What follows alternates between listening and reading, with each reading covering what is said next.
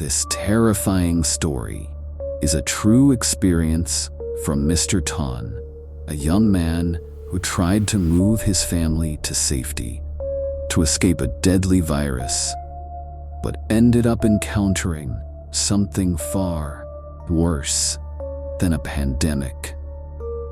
Back when the COVID-19 pandemic was at its peak, fear covered every inch of the country. For Mr. Tan, living in his old townhouse became a daily nightmare. His neighbors to the left, right, and front were all infected and isolating at home. The once warm neighborhood had turned into a red zone of risk. Worried for the safety of his girlfriend, who still had to work, and missing his child, who was sent away to relatives, anxiety began to eat him alive. Finally, Mr. Tan made a desperate decision. They had to move. He needed a safe zone. He searched for a rental house in a quiet, uncrowded area until he found a flyer on a utility pole.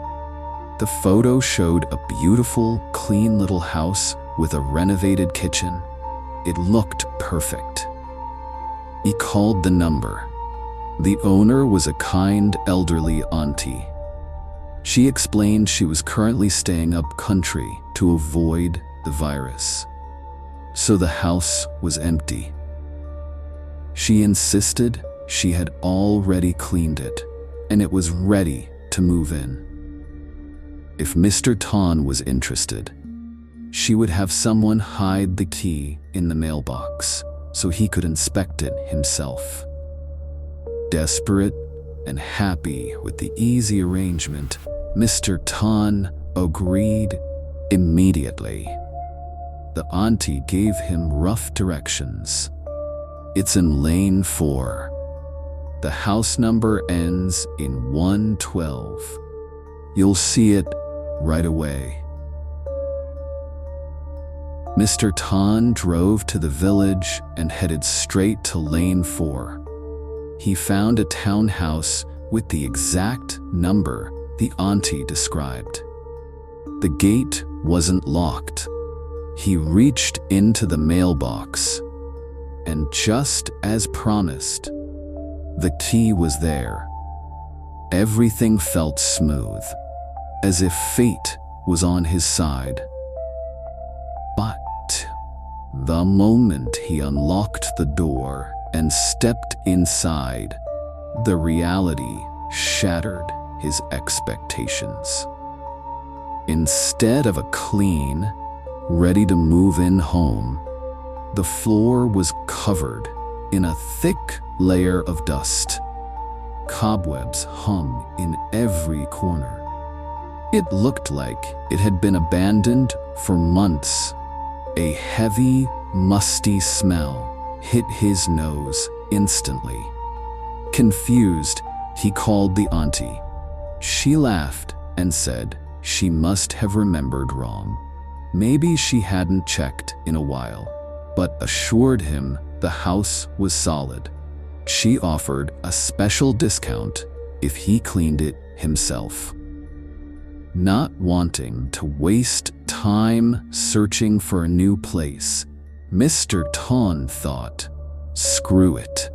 He transferred the deposit and started cleaning immediately, intending to sleep there that very night. While he was sweeping dust in the back kitchen, a closed extension with no windows and no airflow, a loud sound broke the silence. Bang! A heavy glass sliding door separating the kitchen from the living room slammed shut violently. Mr. Tan was standing far away from it, and more importantly, there was zero wind in that kitchen. How could a heavy glass door slide shut on its own? He jumped, staring at the door. It was shut tight. He walked over and tried to slide it open. It was stiff and heavy. He had to use force to move it.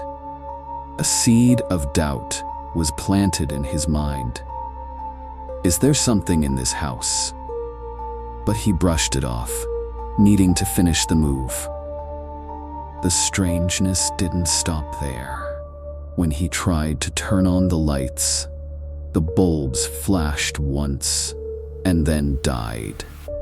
He went outside to check the meter and found that the electricity meter was missing. Only wires were dangling from the pole. He called the auntie again in frustration. She was shocked, swearing she paid the bills. She assumed the power company made a mistake.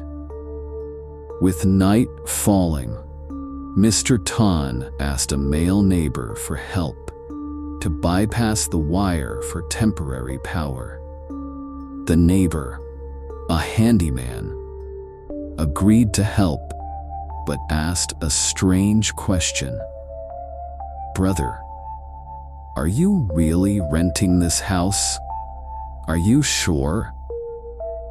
Mr. Tan missed the warning in the neighbor's tone and just said yes. The first night arrived quickly. Exhausted, Mr. Tan and his girlfriend sat down to rest. Since the air conditioner didn't work yet, they opened the windows and the sliding glass door to the second-floor balcony to get some breeze.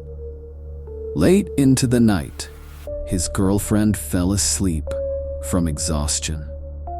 Mr. Tan, unable to sleep due to the heat, got up to smoke on the balcony. The balcony was separated from the bedroom by a glass sliding door with an aluminum frame, allowing him to see clearly inside. The atmosphere outside was eerily quiet, too quiet. No TVs, no voices from the neighbors. It felt like a ghost town. Suddenly, Mr. Tan's eyes caught movement at the lock of the sliding door he had just walked through. Click. The black plastic lock on the inside slowly slid down, locking itself. Mr. Tan froze, the cigarette nearly falling from his lips. He was outside. His girlfriend was asleep inside. Who locked the door? Fear gripped his heart. He pressed his face against the glass, peering into the dim bedroom. The streetlights outside illuminated his girlfriend, lying on the mattress in the center of the room. But what he saw made him stop breathing. His girlfriend wasn't sleeping peacefully.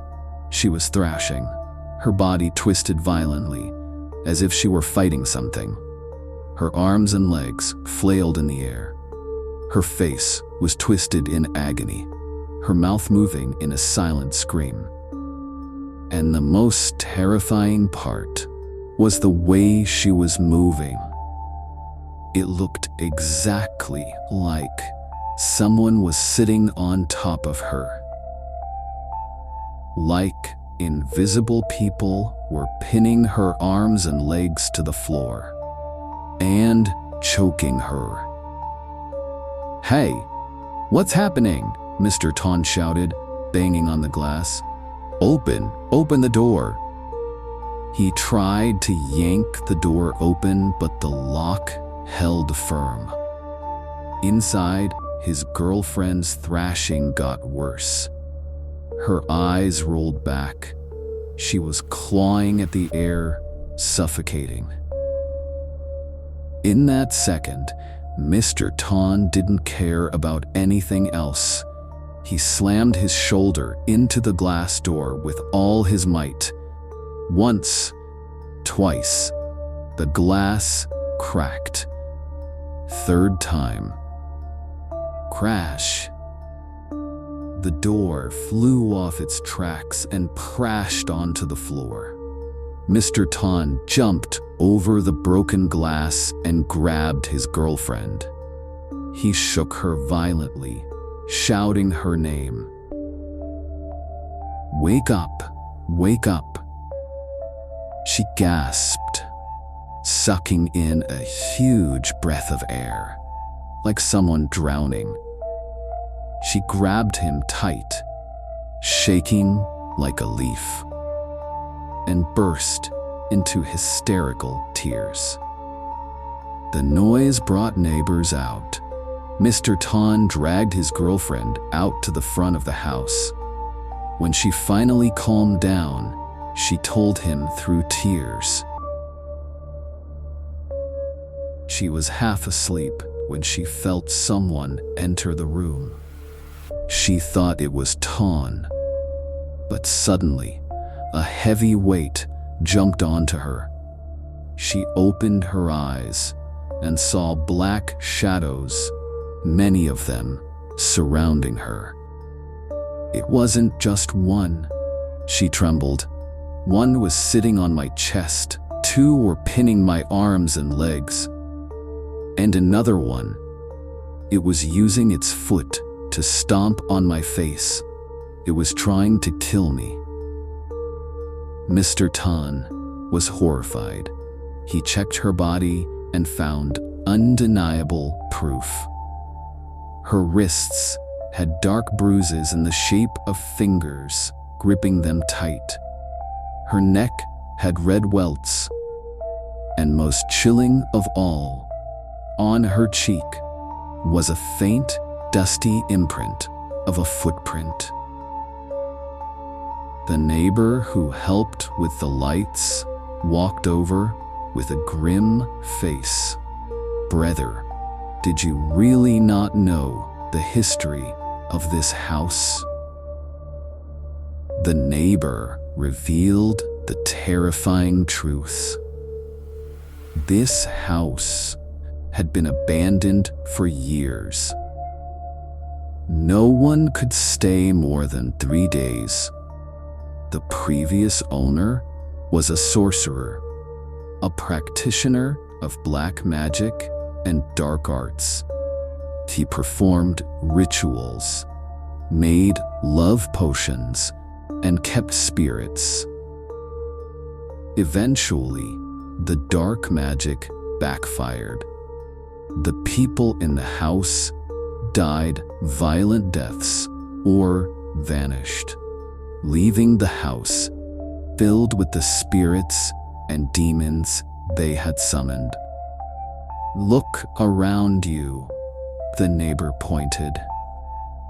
Mr. Tan looked at the surrounding houses, left, right, and opposite.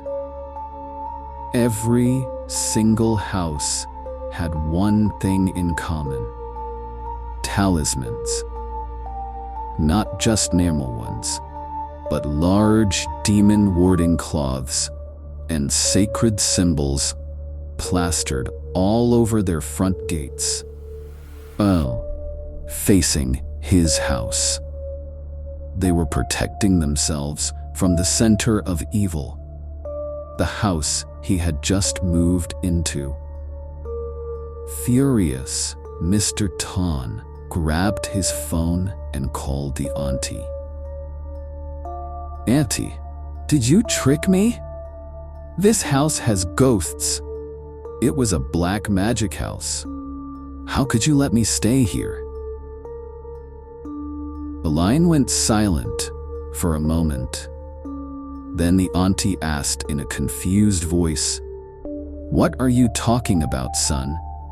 My house has no such history." "Wait, what house number are you at?"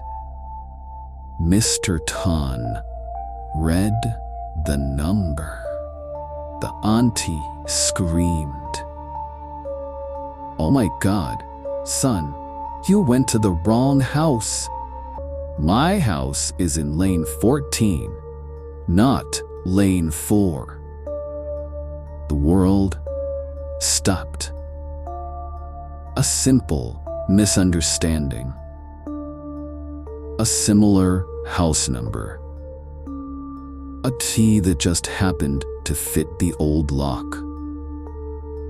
All of this had led him and his girlfriend into a den of demons by mistake. That night, Mr. Tan and his girlfriend left the deposit money, left some belongings, and fled for their lives, never daring to look back. This story is a costly lesson. In times of panic or haste, a small moment of carelessness can lead us to unholy places.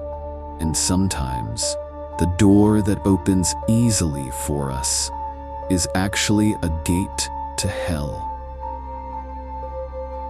If you enjoyed this true Thai horror story, subscribe to Tale After Dark for more chilling tales every week.